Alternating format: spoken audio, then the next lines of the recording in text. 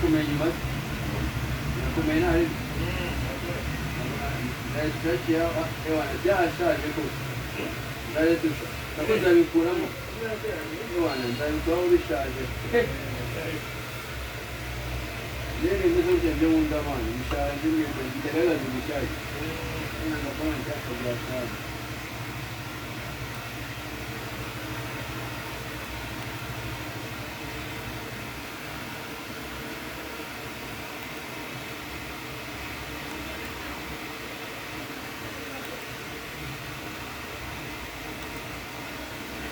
Abisha mafuta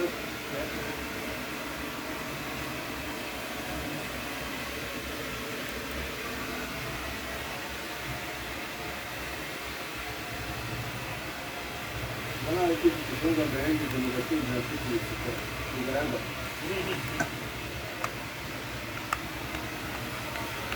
Okay, sasa wewe. Ndio ndio kwa nini anaenda mama.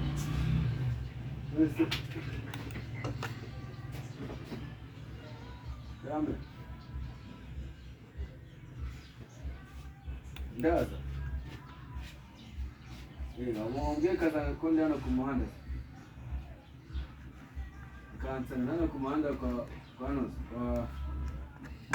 hano kwa Ansoro.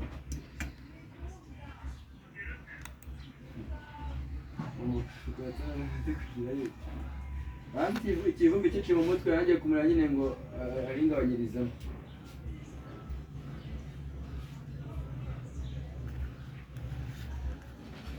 Agwengo kagiye kuza. Arabizi nawe sinawe ugiye kuzambana nazi n'umwe nambwira ati ntabwo nagiye kujya guha abandi bana bo kwambara. Mwata ko sinazi kumenya none ubwo ariko ubutaha rwose mwata sizikenyeje ibyo n'isuku uzabyimenyera ntacyo mutara.